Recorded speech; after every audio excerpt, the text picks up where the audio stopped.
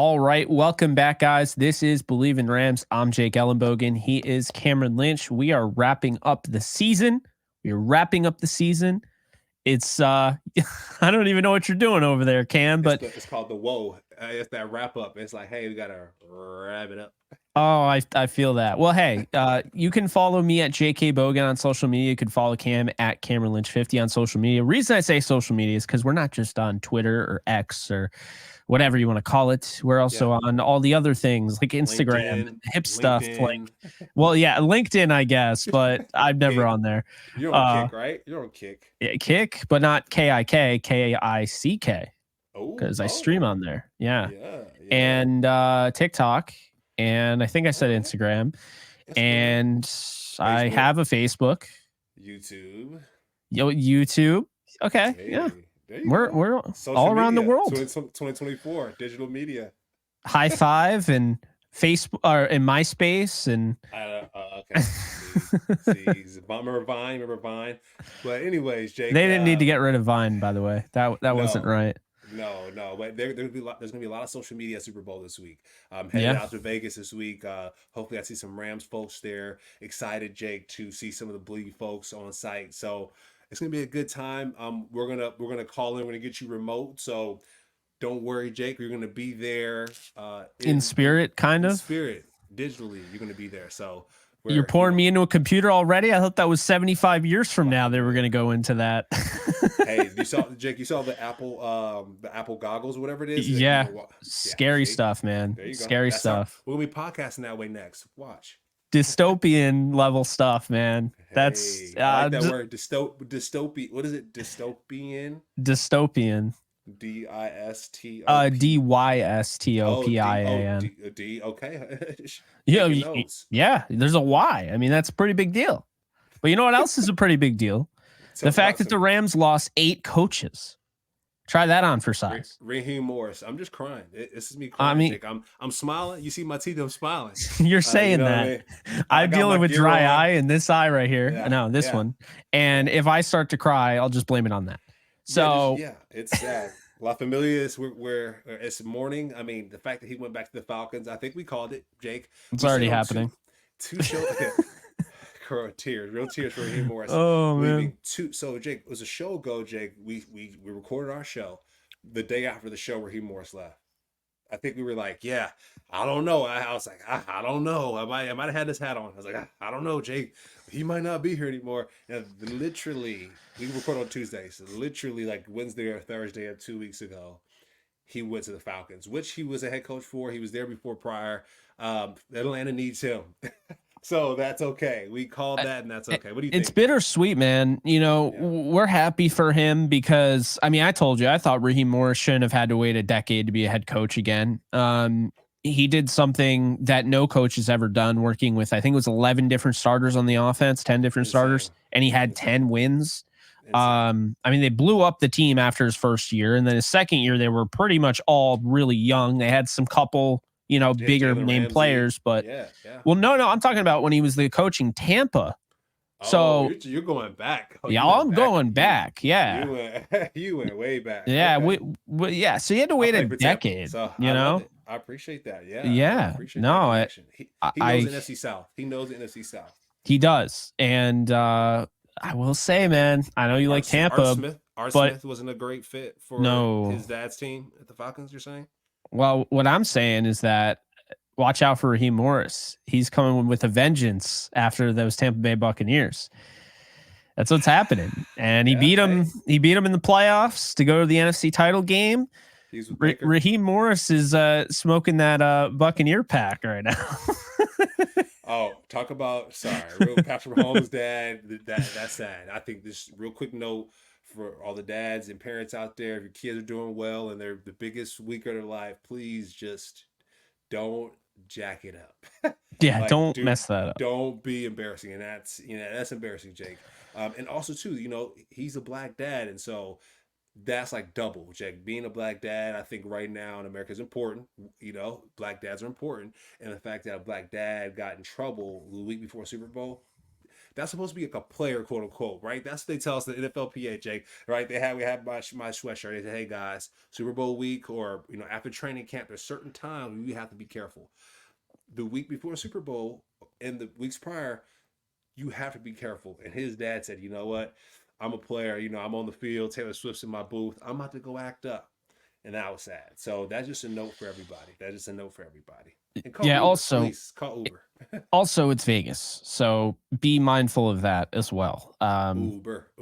They've seen, Team Uber, whatever. There's other driving services, Lyft. Professional in Vegas, they got the black cars there. They got. I mean, I taxis, would rather have you call Instacart and just say, "Hey, can you drive me?" Because I would rather have you do that than put other people's life on the line as well as yours. Go give me some Waffle House for the East Coasters. Exactly. Speaking of which, in and out for the West Coast. Back with Raheem Morris. So not speaking of which at all. That wasn't a proper segue. Bad on that one. Zach Robinson is leaving the Rams. Came over from PFF in 2019. He's been just awesome. Just the things I've heard. Getting Baker prepared last year on 48 hours notice. Raheem Morris. Raheem's like, bring him right over, and I mean, Zach Robinson, and that's actually interesting. We'll touch on that a little bit. Zach Robinson going to be the offensive coordinator. Jimmy Lake, who is the assistant head coach. Also, as people know, he was with the Washington Huskies. He is now going to be the defense coordinator. Raheem Morris will probably call plays, but that's interesting. They took KJ Black. It was a lateral move, so a little surprising there. And Nick Jones is joining them, another offensive assistant who's going to be assistant offensive line coach. And Nick Jones started through the coaching fellowship, the Bill Walsh coaching fellowship. He's from Georgia. He was an assistant at Georgia. So I get that, the KJ Black one was a little bit of a shock. But Jake, also some interesting stuff though, Cam. Okay. These guys aren't necessarily the guys that they're losing, because they also lost my guy, Jeremy Springer. Great guy. He's going to not the 49ers. He's going to the Patriots, special teams coordinator. Okay. So these three names. There's another head coach over there that's a former player as well, and Mayo. That's really cool. Patriots. That's awesome. Yeah. These three names are names that you may have heard if you're a Rams fan. Jerry Gray, great cornerback for the Rams in their history. He is going to be a part of this staff with Raheem Morris, as well as Lance Schulters, who was not with the Rams at any point in his career, but as a coach, he was with them from 2021 to 2022 as a assistant there. And then Ken Zampese, who was at one point the offensive coordinator for the Rams in 2000 to 2002, is also going to be a part of that coaching staff. So Raheem Morris. Raheem's just like, Atlanta Rams, baby. Let's bring it on, My thing is, Jake, I appreciate you listening that through, because I haven't had a chance to really go through the coaching list. So you listed that out for us, which is, I appreciate that. Absolutely. And my second thing is, that's a testament to Raheem Morris. Like I said, I went to church this weekend. They said it's not the event that changes people, it's people who change people. And Raheem Morris is affecting people and impacting people in the strongest way possible. I mean, that's crazy to say, hey, you know what? I'm not going to be on this team anymore. I'm going to go to that team. I'm going to get paid the bag in Atlanta. Maybe my family's there, and I'm going to bring all my people with me. And Sean McVay's going to be cool about that, and that's a testament, Jake, to what they've done this year. I think you've been screaming his name to the rooftop. Raheem Morris, bend don't break, and I got kind of sick of that last year. I'm gonna be honest. And then this year, they start winning some games, and they start coming together. And the people that helped him win these games, the people that were on his defensive bus in Raheem Morris, are going to Atlanta with him. So they want to see Ludacris come from the Raptors and sing "Welcome to Atlanta" where the players play as well. They want to go there and revive that space. So Jake, my question is, who are they going to draft first?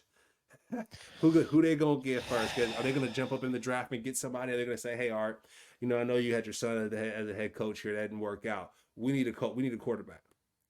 Ritter is cool. Our guy Heineke, who I know is going to be a great backup, they were okay, but we need a real quarterback. We got Bijan. We got some great tight end. We got some receivers. We got a great offensive line. We got some defensive players. Well, come on, give us a quarterback. That's what, if I'm Raheem, that's what I'm saying. Get somebody in the draft. Get you a couple of veterans as well, and you go ball out. Baker Mayfield, he's available. Hey, if you want him as your starter, backup, whatever. I didn't think about Baker Mayfield. Then you brought that up, and I was like, huh. Zach Robinson did interview for that Tampa Bay job, who worked with Baker Mayfield. Yep. I mean, Baker knows Raheem. Raheem's a player's guy. I could see Baker. Tampa Bay Buccaneer fans would be furious probably, but I could see it. I'm a Bucks and Rams fan, so but I would. Okay, you'd be okay. All right, fair. I mean, he'd be going to your rival, but hey, we'll see. For me, let Bake bake, because I know, to be honest, just the way the league is, he's not a guaranteed franchise quarterback. Mike Evans might not be there next year. My guy, he might. That's true. Next year. That's interesting. Let's not go down that route. Be careful. I'll say this though, if it's not, Baker's really intriguing. I like Kirk Cousins a lot. I don't know if they're going to spend money on a quarterback or they're planning on drafting one.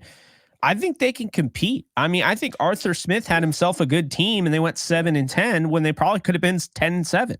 He just kept cussing on the sideline and just kept making it apparent. It's like, dude, he just kept getting mad at guys running up the score. It's like, well, score more points, my guy. You're the offensive mind. I mean, come on, man. It's like a warrior, but you can't really show your emotions all that much on the sideline. Sometimes you got to keep it poised, and if something hits you, take it on the chin and be poised. But for him, he just got rattled. He got really, really rattled, and you saw that towards the last end of the season. I'm sure his dad was like, why are you about to go fight this other coach for something that Jameis did? Come on, you know Jameis. Oh, man. Let Jameis be Jameis. So, well, since it is a Rams show, and I know they're not everybody that feels the same way about the Falcons like we do. We got beef with these teams now. We got beef with the Saints. We got beef with some of these folks. The Falcons lost to the Falcons in the playoffs. I got some ties to these guys. I got some stuff to say about these guys. I got some personal stuff with the Falcons, but you have personal experiences with our new defensive coordinator, Chris Shula. So tell the class how Chris Shula, what he brings to the table, who he is, just all your experience with him. World class. So Chris Shula, the man. Joe Barry was our linebackers coach when I was at the Rams. So when we lost in the playoffs to the Falcons, Chris Shula was our linebackers, assistant coach. Joe Barry was our linebacker coach, and then Wade Phillips was our coordinator. Son of a bum. It was a great time, Jake. Great team. We turned the ball. We forced turnovers on every series of every game. I got there versus the Eagles. Turnover that first game. Next game, we just kept forcing turnovers. That team was outstanding. Chris Shula gets what it takes to be a great defense. I think when it comes to the fabric of a defense with his lineage, last name Shula, dog. Come on, just Google that. He has a name that holds reverence in football. I think this is his time. It's his time. It's 2024. I'm going to this next generation. It's his time. He sat on the side. He's done what the janitor does. He's done what the CEO does. He's done everything that he needs to do to step into this position to be the defensive coordinator. I think he has a proper support, not only from Wade Phillips and from who's going to be in the UFL or whatever UFL or whatever that league is that the Rockets are. Right. He's going to, he can call Wade and say, hey, I need some support because I know, when we were here, you showed me how to do it. Right. And so he can call Raheem. And so that's the thing about relationships is really important. I think Sean McVay would not have promoted him if he didn't think he created valuable relationships to not only stay with the team when everybody left. You just listed, Jake, 7 people who left. He stayed. So Sean's like, you know what? You've been here for a while. You've been here for a little minute. You were there when Cam was there. You know what I mean? Like that says a lot. It's 2024 now. The fact that he's been loyal and he's been by Sean's side, who he played football with. And did he not, Jake? You told me that. Did he not play football with a man in college? Yeah, he linebacker, and Sean McVay was on the offensive side, and they were roommates. Actually, recently, he lived in his giant mansion, I guess. I heard that. I think it was Peter Schrager that said it. That's commitment to the game, brother. But what happens? All right, so Cam, get this. So I love what you're saying. I agree with it. I'm pro Shula. I'm pro him getting a shot. And one thing I want to say is that I am not against mobility. I was mobile. I moved around jobs a little bit. I mean, I waited a little bit longer than just, a year and left. But there are coaches that they leave after a year. I have no issue with that. What I will say is that I do believe in seniority in some way if you put in the work. And I think that yeah, okay, well, and I'm a big fan of Aubrey Pleasant, but could I not make the argument that a big reason why Shula gets the job over Aubrey is because Shula's been in the building since 2017 and Aubrey left. He's back, but he left. And that's his boy. That's Sean. I mean, you want to work with people who you like, Jake. You want to work with your best friends. And if you know your best friend's calling the defense, you did it in college. You did it. You've seen the work. Was it trust but verify? You've seen the work, and he couldn't. I'm sure when Sean first got the job, Jake, I'm sure you wanted to give him the position immediately. But Wade was better. Raheem Morris was better, and now it's his turn. And so, next man up. He's the next man up, Jake. I like it. I love it. 7 years, like. Sean, come on, 7. That's a lucky number. That's a lucky number. It's a biblical number. I don't want to put too much of that. 6 promotions too. Come on, fam. My man just keeps working up the rungs, and I also want to bring up something. Jake said, because I don't feel like you've ever been a part of this, and I don't think I've been a part of this. Have you moved upward in life due to nepotism? No. You see the color of my skin, brother? It ain't easy for your boy. I know. I feel that, right? Yeah. But thank you for asking. Thank you for not shooting shots at you, but thank you for asking. But it's tough around here. I get that. People like yourself, I'm grateful because you help people like me out. It's great. And we support each other. It's all love. Yeah, I mean, we support each other, but you and I also don't have like a grandfather that was in the NFL. We don't have a dad that was in the NFL, right? Nope. So the point I'm making here is that good point. What I am about to say, I am an unbiased person because I have never experienced it. I've never experienced it. I've never benefited from it. If anything, you would think the person that hasn't benefited from it, looking at other people doing it, you'd be bitter. But that's not me. I don't believe. You're not a bitter guy. No, well, I think some things, but the Lions game I'm still a little bitter about. But me too. Nonetheless, my kneecap still hurt. So Gibbs is good. Sorry, just give him credit. So look, I wanted to bring this up because I think this is important for people to know. Okay, Chris Shula got this job, and there's a chance that Don Shula, being related to Don Shula, Mike Shula being his uncle, and his father, Dave Shula, coaching the Bengals. Like, there's a chance that had something to do with it, but he worked his ass off. Yeah. And I'm kind of, I don't know about you, but I'm kind of over the whole, nepotism. No, because the bottom line is when you're put in that position, it's put up or shut up. And if you're not good enough, it all comes out in the wash cam. If you're not good enough, you're going to get fired. So if Chris Shula is just part of this nepotism movement and he's just not good at his job, he's going to get fired. It's going to be bad. But at least let him have that opportunity. Yeah, Arthur Smith. He was a head coach of his dad's company, or he was a leader of his dad's company, and he didn't do a great job. So his dad said, "Hey, you're out of here." Same thing with Shula. It's unfortunately, Jake, it does get quoted as nepotism because his folks are in the game. Yeah. Unfortunately, he falls under that category. What I laugh at, Sean McVay, technically nepotism, because keep in mind, think about this. Absolutely. Shula starts off his career, but how I look at nepotism is like, how do you benefit from that? Yeah, we're winning, Jake. So I ain't got no qualms. If but like, how do have folks played in and we winning games? Sure. But how do you benefit off of nepotism? Like the idea of like, hey, I retire and I'm done playing like football, and now all of a sudden I've jumped into the NFL because my grandfather is a legend, right? Well, Shula didn't do that, and that's the thing I think people don't understand is that Chris Shula, assistant linebackers coach at Ball State in 2010.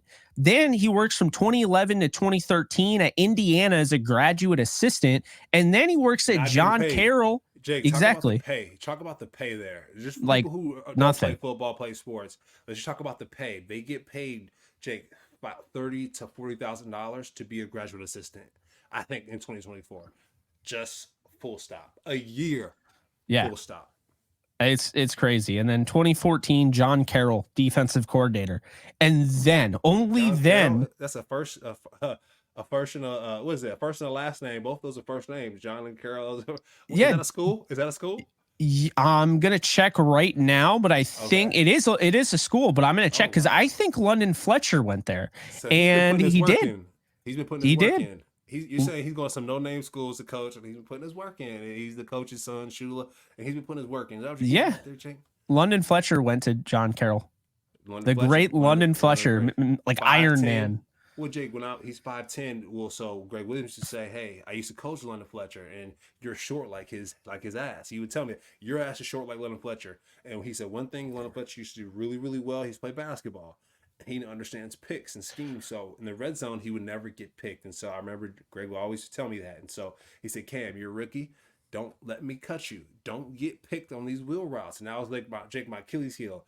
A wheel route is the F and X split when the receiver will be tight to line of scrimmage and the running back will be chowed out, and that running back will run out like this and the receiver will run in like this. And so as a linebacker, I would get caught on that receiver. So you either have to go in underneath or over top.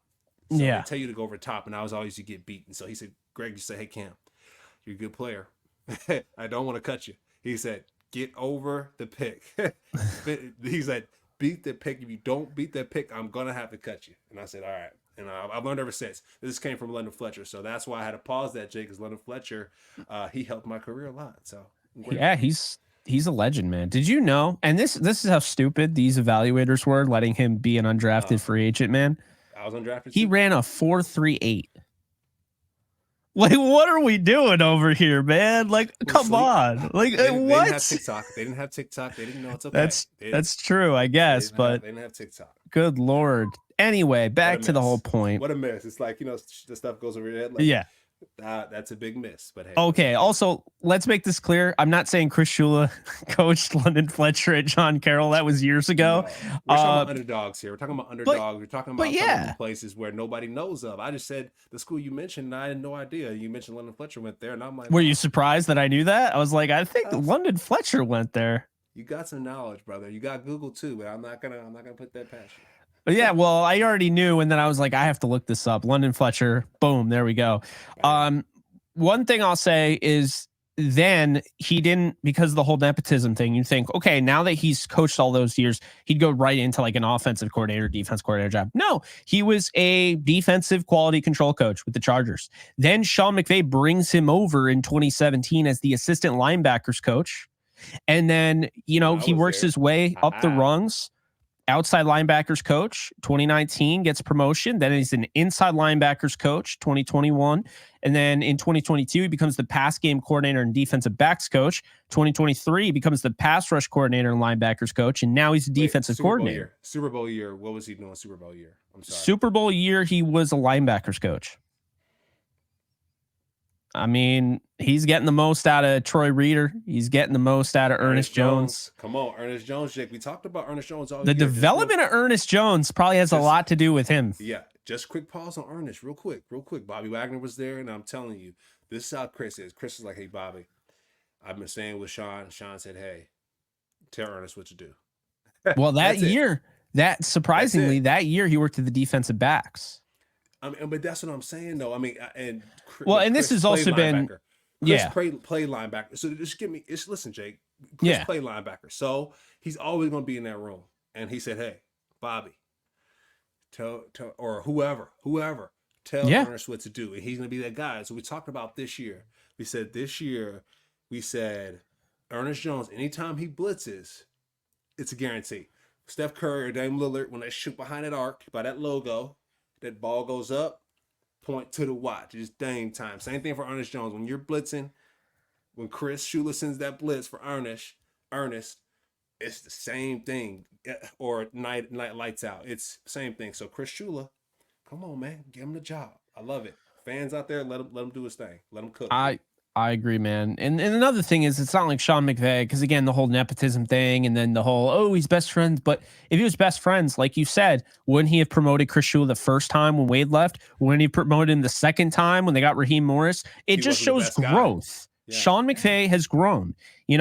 First off, he was already grown up when he was 30. He was probably more, more experienced than some of the guys that are being coaches now at like 40 and whatnot. And the reason I say that is because he was willing to admit, hey, I don't have all the answers. I'm going to bring in Wade Phillips. First off, attracting the attention of Wade Phillips, a legend, as a 30-year-old coach, when every 70. Other boomer, by the way, on 70. Remember every boomer on TV was like, oh well, Mr. Frat Boy over there, and Why you say yeah, it like that? Why well, you that's say how it they like that? sounded. It's like, oh yeah, he's a frat boy, and he's the Was he a coach. frat boy? Was he a frat boy for real? I don't know. They He see played the hair football. gel, and they're like, oh, he's got the LA He's looks buff. look. And he's buff. He's a buff guy. I get it. No, Yeah, but Jake and Chris Shula, Jake, real quick here. He yeah, may be the Aaron Donald whisperer, right? Think about it. Aaron Donald successful because his linebackers are able to fill the gaps, do different things. He may be he may be able to talk to Aaron Donald and say, hey Aaron, what do you want to do? You want to do that? Okay, well, just if we're gonna call this play, don't do that. Don't go over here. Go over there. And Ernest is gonna go over here, and we're gonna ball out. And so I think Chris can speak to the players. You talk about being a player's coach. He played the game. He's done his work, right? And his family can also benefit the players. I think that's big. People don't realize that connections and who you know is important. So if Chris Shula says, "Hey, this guy is a good guy," to anybody on the staff anywhere else, they're gonna take Chris Shula's word. He has a lot of social equity, a lot of NFL equity. And so the fact that he's now the defensive coordinator, that's great. But regardless, when he was an assistant, he still holds with that name a lot of equity throughout the football universe, period. Sports universe, period. So the fact that players can go play underneath him and know his name and connect with him and call him, that's a big deal. No matter what type of player you are. If I'm playing in high school, I want to go play for him because I know, oh, that's Don Shula's son. Chris Shula, sign me up. Get me on the Rams. So well, and I'll say this as we wrap this thing up.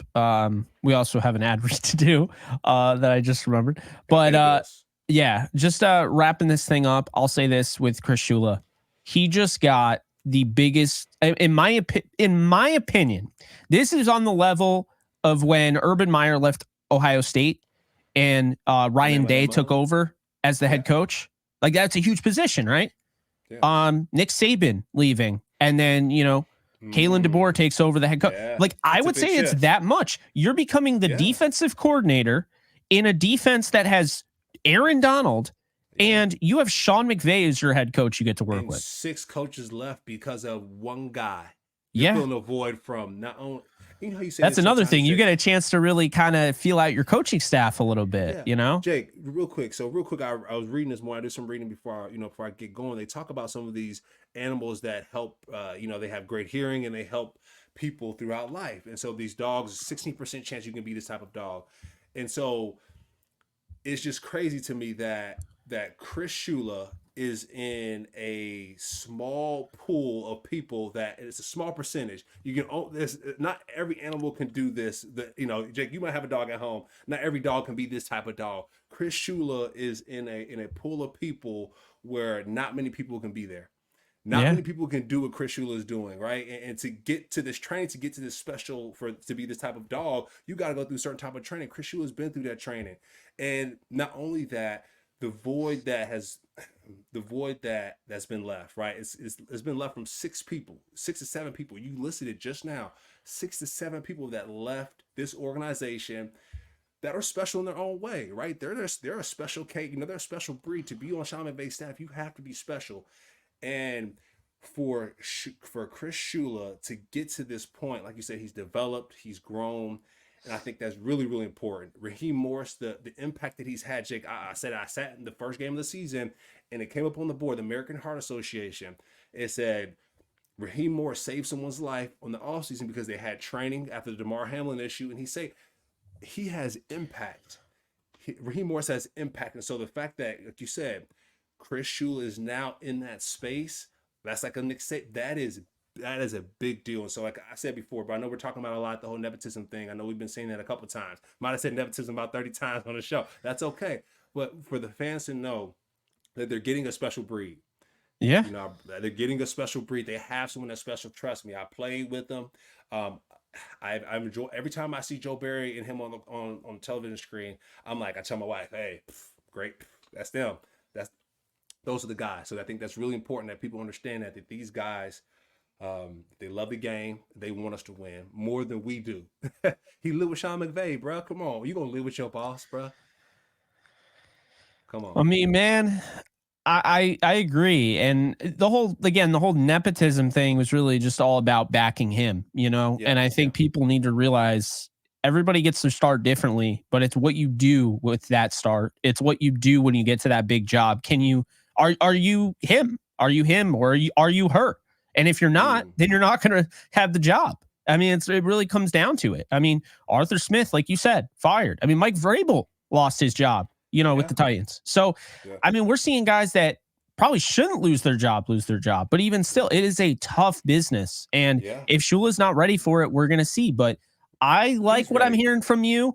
I like what I was reading, what I was hearing from other people saying, like, there are a lot of people that are stoked about him. Really nice guy, easy to work with, coach, you know, very coachable, which is one thing I heard. And that's not for the play, but that's not even for the players. That means he's coachable, as in Sean McVay can coach him up how to be a better coach. He lives with his boss. I don't know if he still does, but I mean, he used to. I mean, you know, he used to. That takes a special character to be like, you know, I know we're roommates. I know you're my boss. I know you can fire me at any point. Just like Arthur Smith fired his son. You can fire me at any point.